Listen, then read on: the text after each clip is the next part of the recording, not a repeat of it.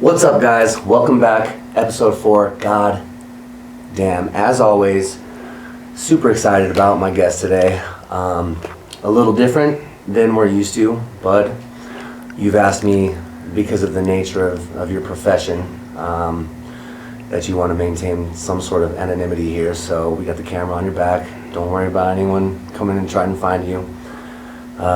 Just to let you know, because this is your first podcast with me, we pretty much freestyle this, unedited, uncut, uncensored, unbelievable even, maybe, we'll see. But with that being said, we got a lot of stuff that we've talked about already, and we just are scratching the surface. So before I get too much into that, I'll let you give a little introduction about, kind of how we met and where we're going from here. Sure. Well, first of all, let me say thank you for the invitation to do this.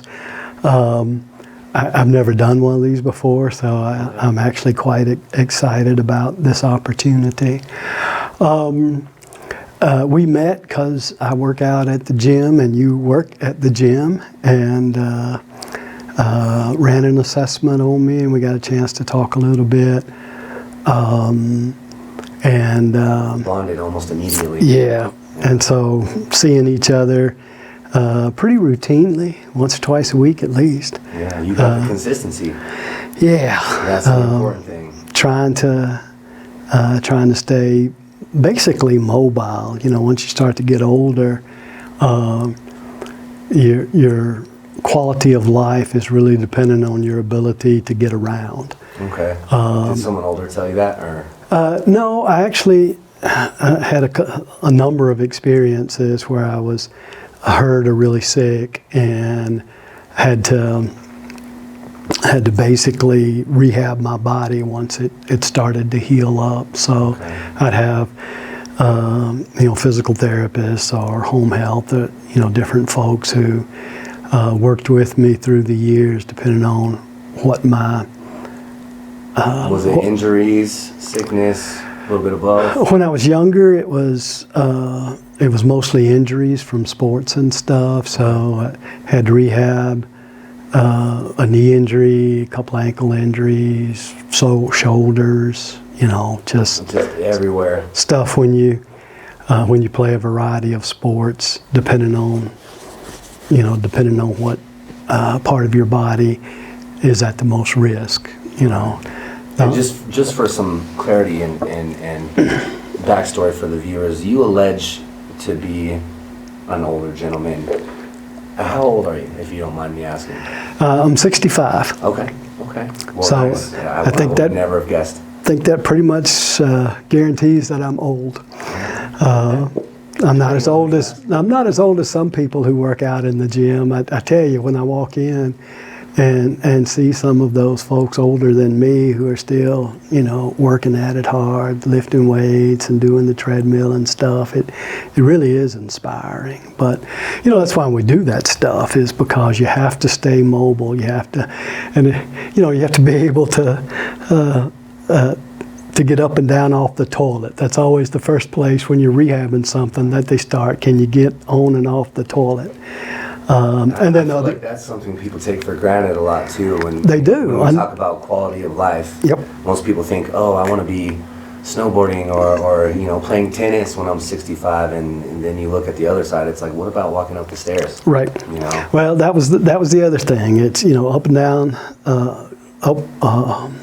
getting on and off the toilet, being able to walk up and down stairs.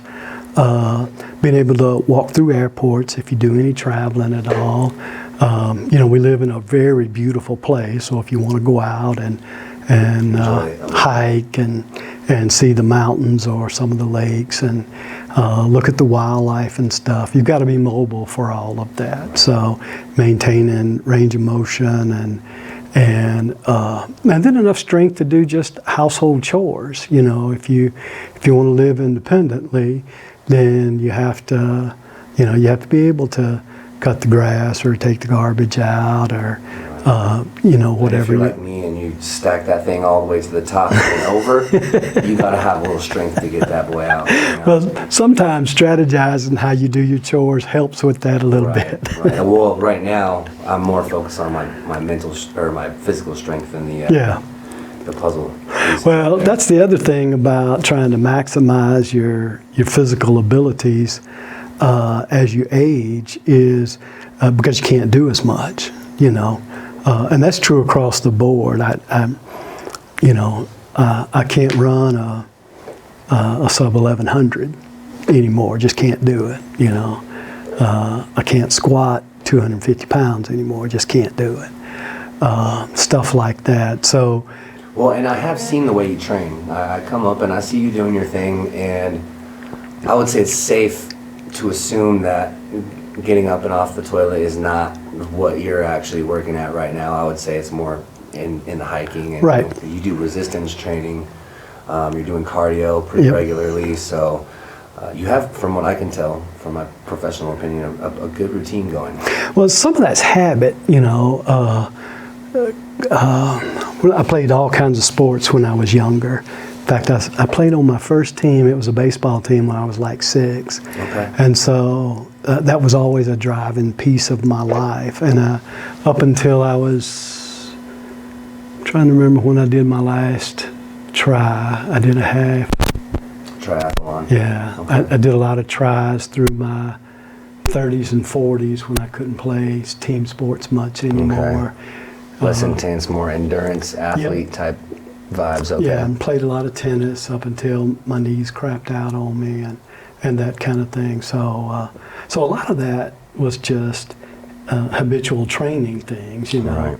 I can't run anymore because of my knees, but biking and then swimming are things that I have fairly routinely done. And still up into this day. Yeah, throughout the course of my life.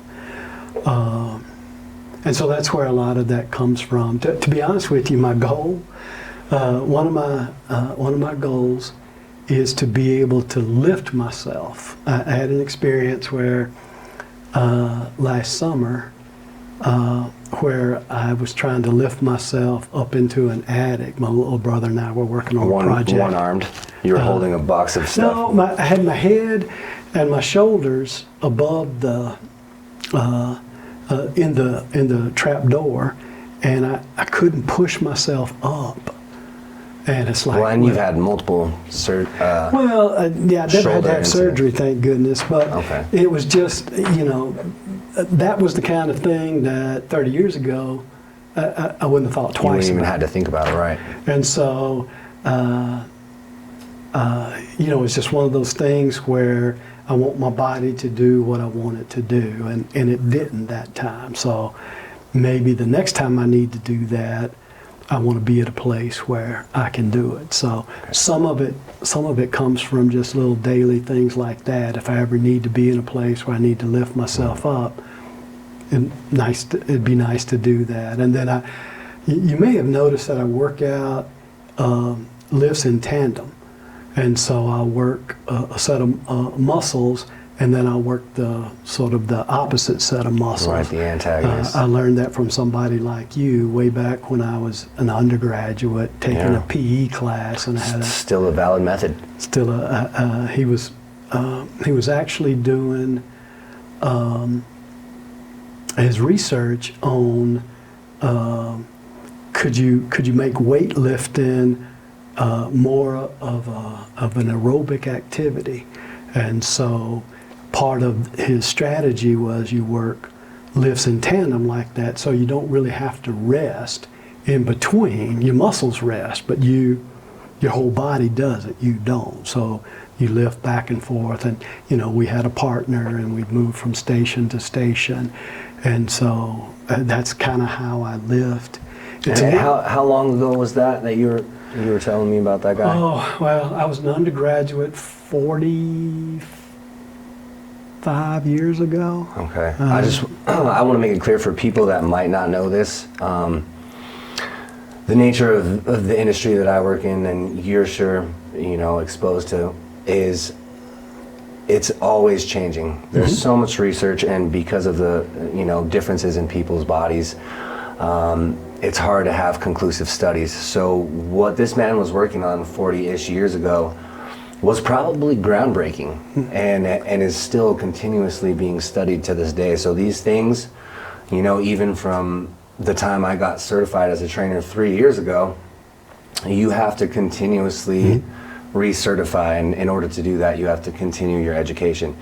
And the things that I was reading 3 years ago is almost like reading a whole nother copy today, Right. 3 years later. So I just wanted to make it clear for the people that didn't understand the importance of what you're telling me, because you might have been on the starting line for that, fitness theory, which is still talked about today. So Yeah. it wasn't, thrown away due to being worthless. Sure. So there's something to be said for that. Well, I think I got lucky being born when I was born.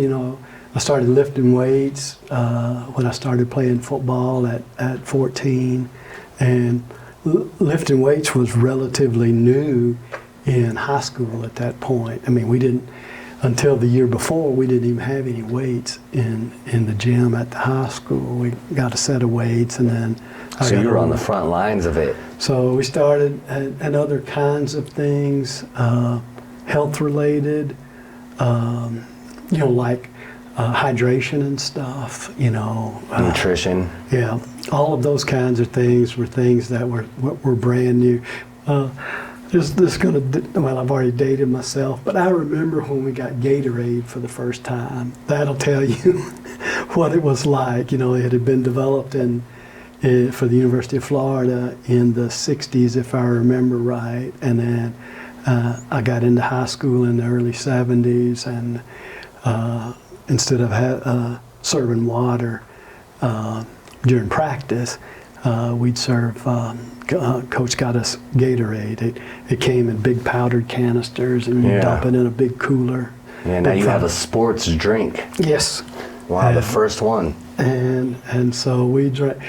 What did you think about that? Being there for that, how did you feel? Was it it just didn't like taste good, or as good as it does now. So they worked really hard on the flavor. But Okay. I was born and raised in Mississippi, and so in August in Mississippi it's hot. I mean, hot, and humid, and so you sweat a lot. And the bigger you are, the more you sweat. And I wasn't a big guy at that time, but you 30 minutes outdoors, Losing a lot of electrolytes. two a days, and you were soaking wet. And so having something that replaced all of that actually turned out really well for us. And So you're hot, you you're experienced thirsty. a noticeable difference from shifting from water to that. Yeah, well, probably the biggest difference for me personally was I almost never had leg cramps. Okay. Yeah. Up until that point, I would get them, and I would occasionally afterwards. Right. But if I had to say personally that there was one thing I noticed, was a difference in the number of times I would cramp up. Okay.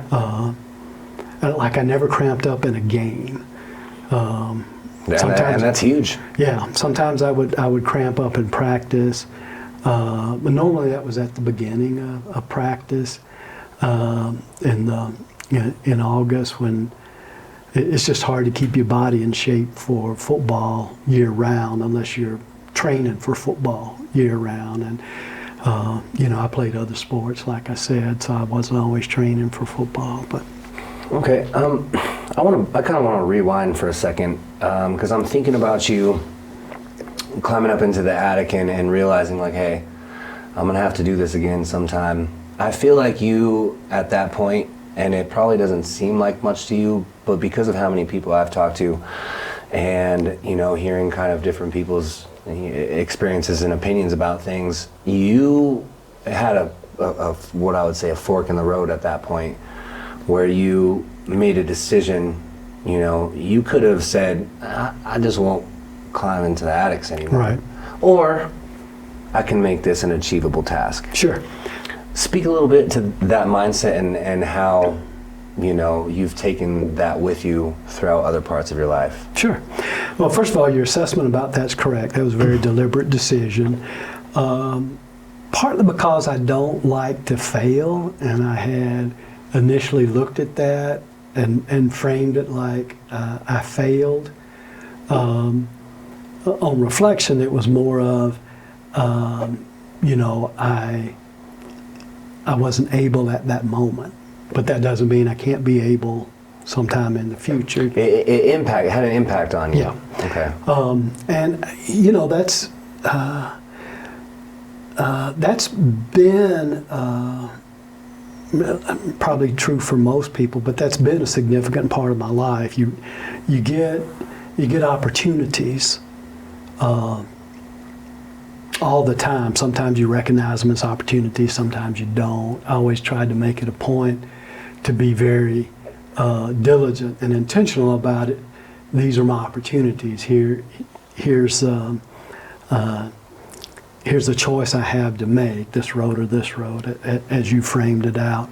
And so that's a fairly routine way for me to look at situations like that.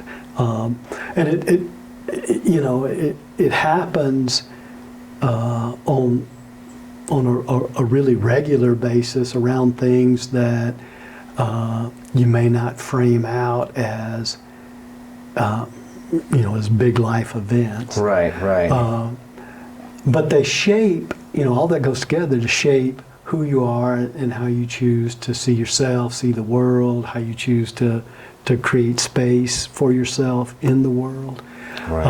And so that's kind of been I guess one of the more routine ways that I've tried to look at myself, look at my world, look at my life, and be very deliberate about, I'm going to make this choice at this time. Right. You're going to get better. Yeah. At whatever it is, whether it's tiny or maybe a bigger. I'm going to give an effort, I try not to be too judgmental because I don't think it's fair for me to compare myself to other people. And I always encourage people, don't do that, Right. The only person you have to be responsible for is you. And so you do the best job with that, and then you do the world a favor. Do the best job with yourself, then create good space for yourself so you can do the best job you can for the people who love you and care about you and you love and care about, and who you work with and who you Right. interact with on a routine basis. And Your footprint Yeah. on the world around you. Absolutely. And if you do that, then that's I think that's a good use of your time and energy. Yeah, here on this planet. Yep.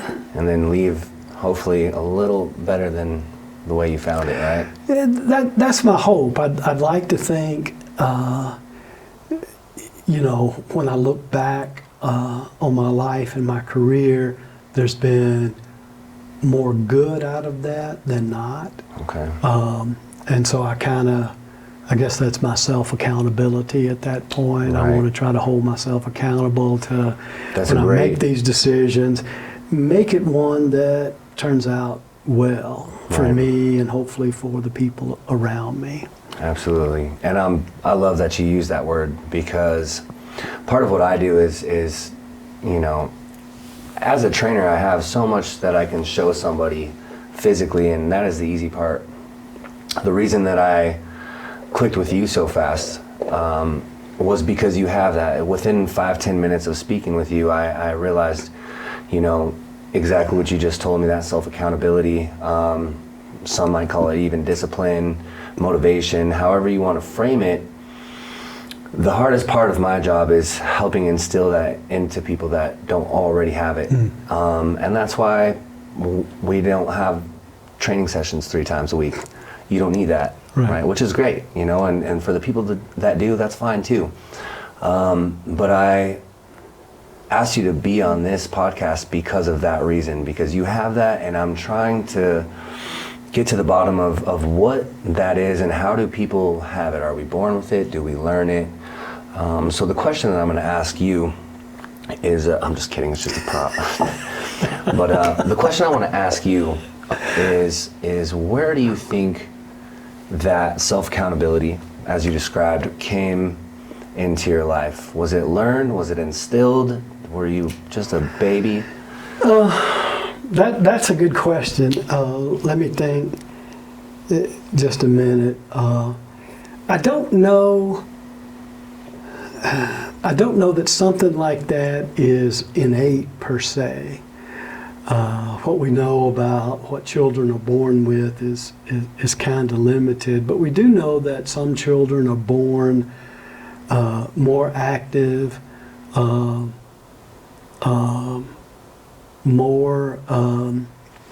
more attuned to their surroundings, and by that I mean they seem to look around more, to want to explore more. Other children are different. They tend to be okay sitting still, that sort of thing. You put 2 3-year-olds side by side, one's running all over the room, the other one's sitting there, working a puzzle or building with the Lincoln logs or that kind of thing. So we're born with some of those basic kinds of things, and then we learn everything else. That's sort of my own philosophy or theory about that. And so, if I reflect on my life, I think I was born one of those active kids. I'm fairly certain of that, and my mama could probably speak to that. If she were still alive, she could probably speak to that much more plainly than I can. You're still an active kid today. Yeah, I'm still active. But the other piece I think was, shaped by by my early childhood experiences and the challenges that were put before me and before my family and that kind of thing.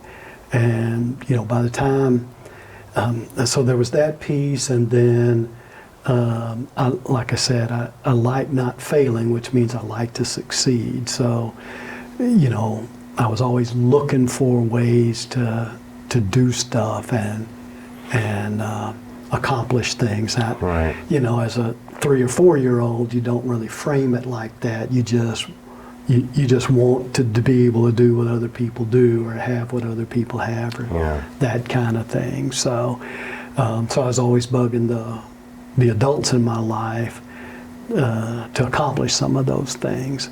And they were always, my grandmother in particular would be, and my grandfather were pretty indulgent in my requests for stuff. Like my grandmother taught me to read before I ever went to school. So, I got to, we didn't have kindergarten where I grew up, so I got to first grade, and I was always already, ahead of most of the other children.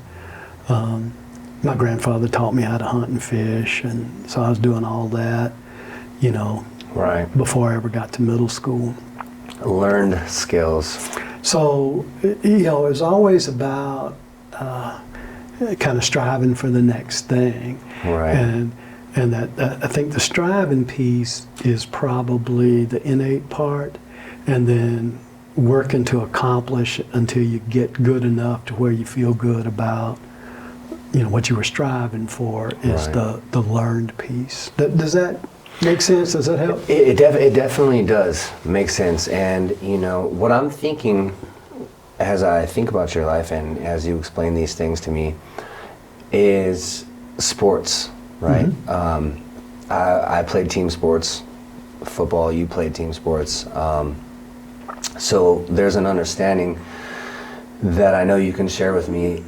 And as a coach, now I look at it a little different because now I'm coaching people how to do these things. And when you're in the game, when you're playing, when you're practicing, when you're showing up, you can tell that there are your teammates that have the desire to win, and there's the ones that don't. And seldom do the ones that don't have that desire stay with it for very long. Right. And I've noticed that even more clearly after becoming a coach. Sure. Which kids have that. And this is where I'm trying to really focus on what you're telling me, because I'm still not 100% sure where this falls on the learned skill versus innate sort of desire. That drive to keep going and get up when you're about to throw up because you're so tired, you know, and it's not always the coach is yelling at you, or maybe your dad, I don't know. And I would say it's different for everybody, but the similarity there is the drive. And you have to have that. Right. Any professional athlete has it. Right. And then there's the ones that just might not be interested in what they're doing. You know, maybe they have that drive, but for something else. Right. And they were, you know, miscategorized into their field by ambitions of their parents or you know, Sure. coaches, or maybe someone they look up to. Right. What is your thought on that? Well, part of it is just I love sports. You know, It's fun. It was fun. It was challenging. I like to win. Competitive. I like to compete. And maybe I should have said compete before win, because you know there were Easy wins, not. there were games I played where I played my heart out, played the you know, accomplished my assignments, whatever they were. You did your best. And we still lost, and that's, you know, I think that's one of the reasons I like sports so much, is because it was a reflection of life. You know, you can do the best you can, and things still not work out like you like for them to. I love that. And so that's neither good nor bad unless you choose to make it that way. That's just how life It's your is. That's just perception. how sports are. But I think the part you can learn and you should learn, or what I learned from it that speaks to your question, is when you face that, do you make the choice to go back to practice and work harder to do better? The opportunity that you were talking about earlier. Or do you realize that you've hit a ceiling and you can't get any better? And I never could fit myself into that last one.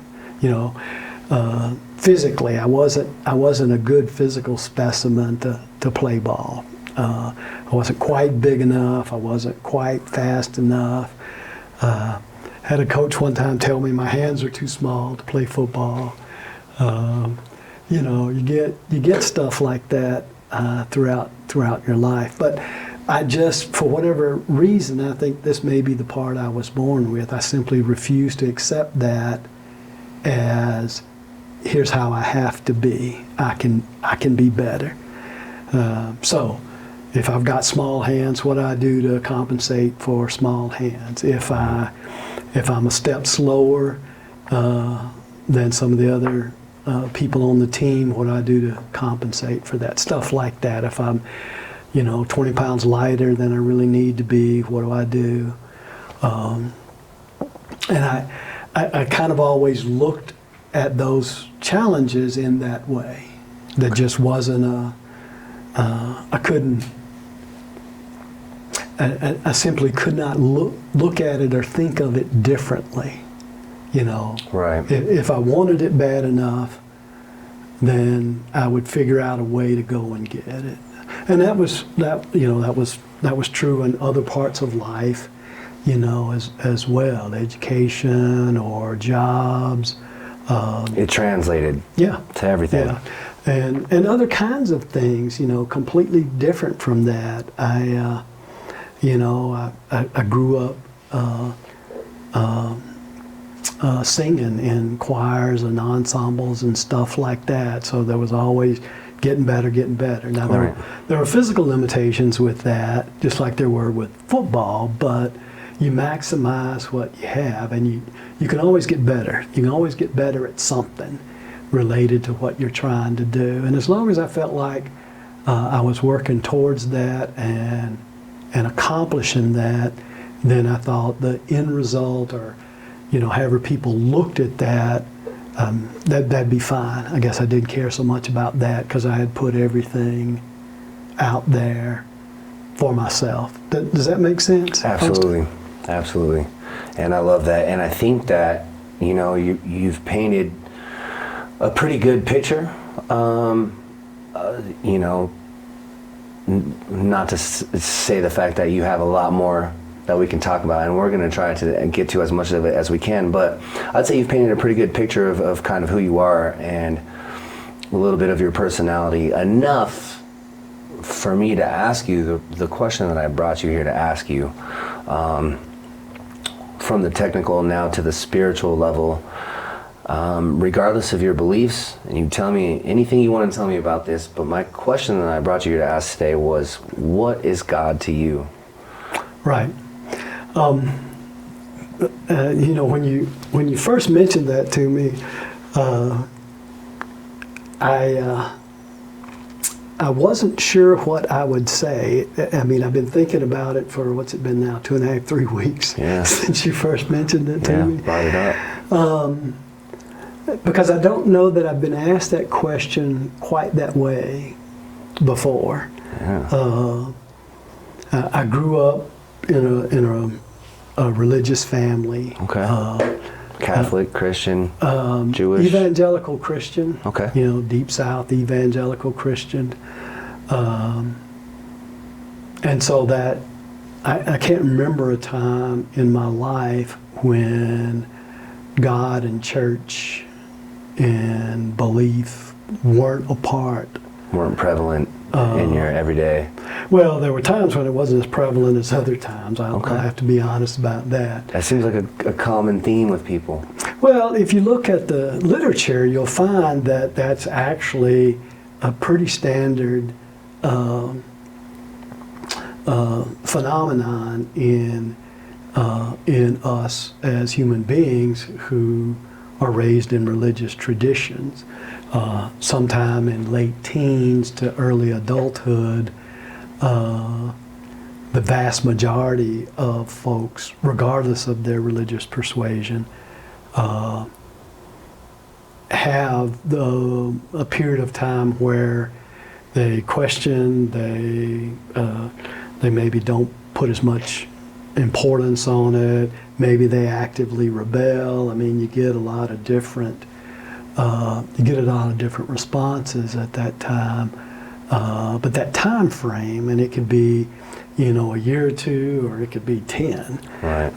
That time frame is the research tells us is pretty common. Pretty common, pretty well locked in. And for you, what was that time frame? Were you rebelling? Were you did it just fall to the wayside? Well, that's actually a nice segue into how kind of all my answer to your question, which is that piece has been an evolving part of my life almost since I started learning about God, about my own particular religious persuasion, and about practice.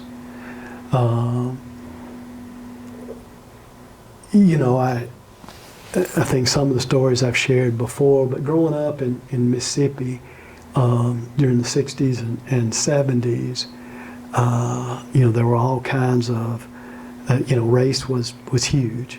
You know, race in the Vietnam War. That was integration times, right? Yeah. I was in second grade when the school I went to, a public school, which had been all white the year before, became integrated. Now, it wasn't very integrated. We only had a handful of black students who came. Right. It wasn't until Which fifth was profound at that point. It was different. You know, it was probably much more impactful for those kids. I mean, I don't want to speak for them. Right. You know, I remember this little black girl, the first day of second grade, who came in. She was the only black kid in the class, and you know, I didn't think much of it at the time, because I lived in a neighborhood and I had black neighbors, so I saw black people every day, right, and interacted with them almost every day. So it wasn't such a huge shift for me. But I think it was for her. She looked terrified. She looked terrified all year. I can only imagine. Yeah, as an adult, I think, my God, how courageous would you have to be, both as a parent but also as a child. But desegregation was the big thing that came when I was in 5th grade, and I could write a book about my 5th grade year. But because of that, I went to a segregated church, and while all that was going on in school, the church didn't segregate. So I'm going to school with black kids, but I can't go to church with black kids. So what does God say about that? Well, I'd been taught that God accepts everybody, So this is where the questions started formulating. Yeah. Okay. So this is 7, 8, 9. Why can't black kids come to church with Right. us? That doesn't. It doesn't match up. How do you reconcile?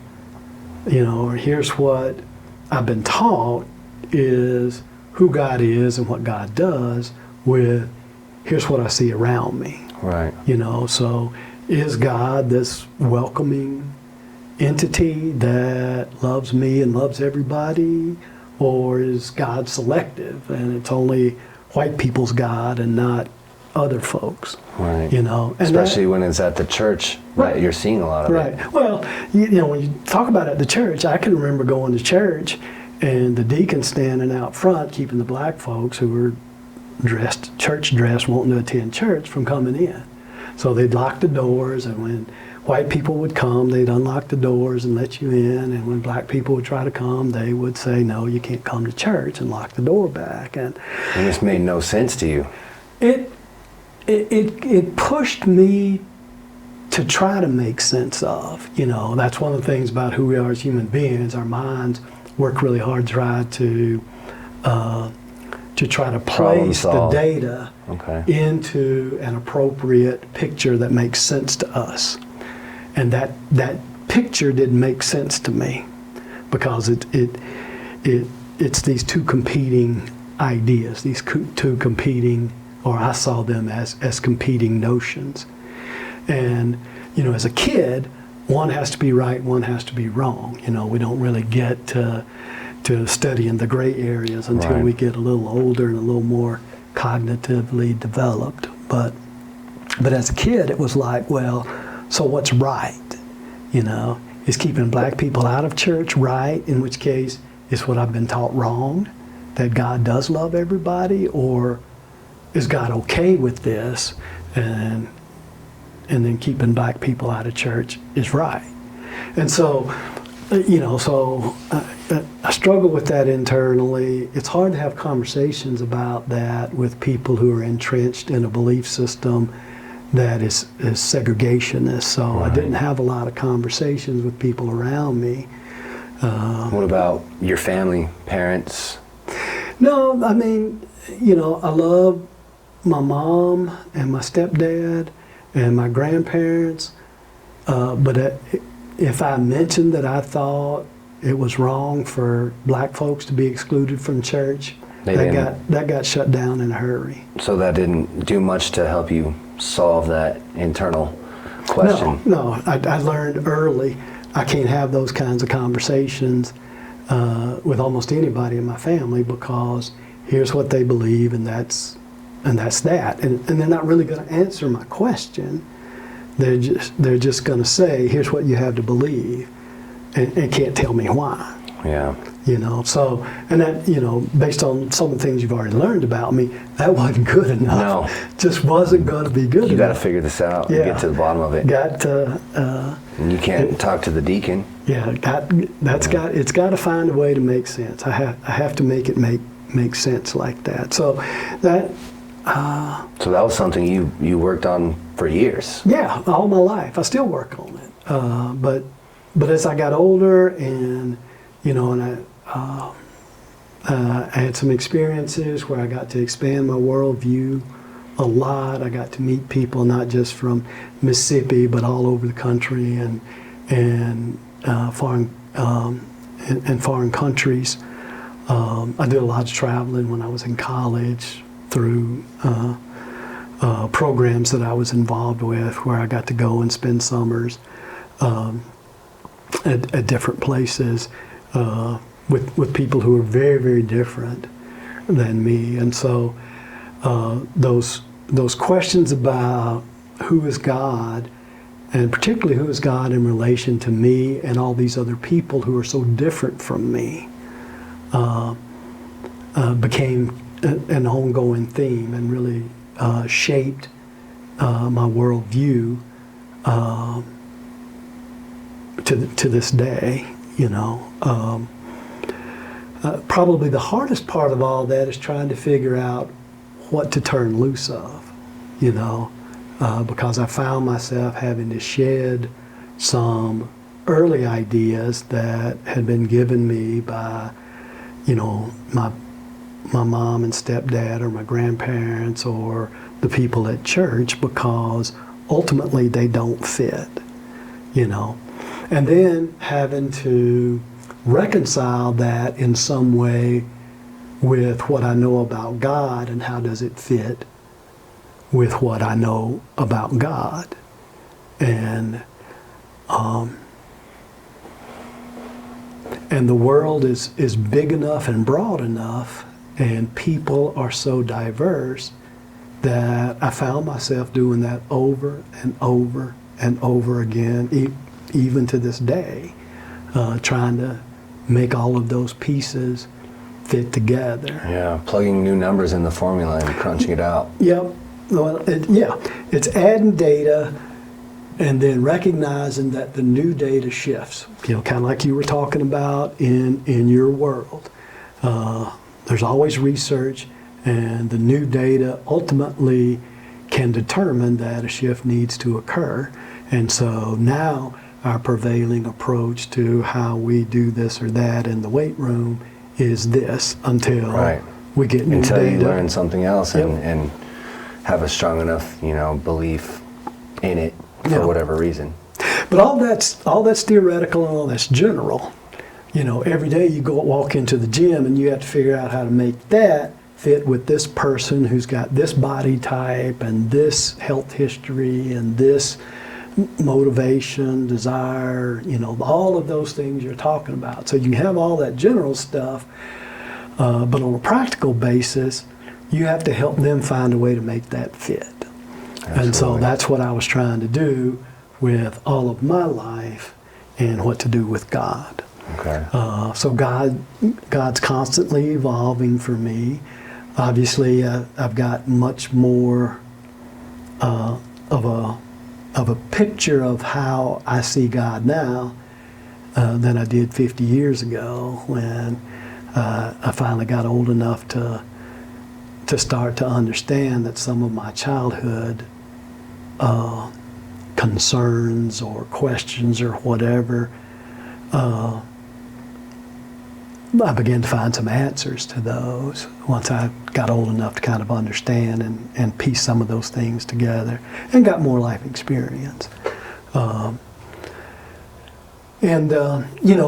That's pushed my faith sometimes to breaking points. There are times where I didn't have much faith in sort of a stereotypical traditional sense, because there was things in my life and data that I'd gotten where I couldn't make it fit, and no matter how hard I tried, and it took a while. Kind of discouraged you a little bit.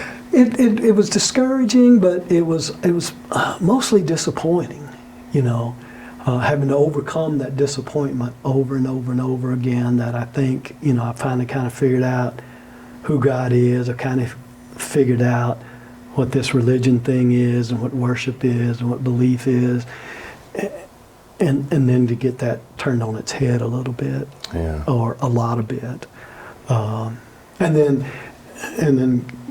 I guess that's where I want to kind of wrap this up. But I always keep coming back to, I have to put these pieces together. So God's there. Okay. That's one thing I can say for sure. Now, what does God look like today versus what God looked like 40 years ago That's Still changing, still Yeah. putting it together. that's been the challenge. Okay. I like that a lot, man. I really do. And I really appreciate you coming and taking the time to be here. Yeah. That's really, really powerful stuff. I love that. I love that so much. And, you know, I say this all the time, but it's not an easy question. No. It's not a straightforward black and white question. Which is what I liked about it. That, you know, whenever I've talked about God before with people, you know, that the question almost always would lend itself to some kind of scripted answer. Right. You know, there was an expectation with the question that that ultimately there would be some kind of judgment about. And I think that's one of the things about that, not only that I liked about your question, but I also found it quite challenging was, so if I'm not going to be judged, what is this going to look like? If I don't have to answer or address expectations, There's no right or wrong. then what does this look like? And so that's what I came up with for you today. That's perfect. And I appreciate you're the fourth person I've asked here, and nobody has said the same answer yet. Sure. And I don't think it'll ever happen. Probably I'm counting not. on it, actually. Otherwise, I'll have to change the name on these cups and come up with a new idea for a podcast. But on that note, I think, unless there's anything else that you have to say, I think that's a good little closing spot. Sure. I feel really good about that. And gosh, thank you so much again. And on that note, I think, Josh, we good? We're ready about to wrap this up. Josh says we're good. We're going to wrap this up. All Thank right. you again. I appreciate it. My pleasure, You know, I'll Austin. be seeing you soon, man. Absolutely. All right, guys. That's it for the show. God damn.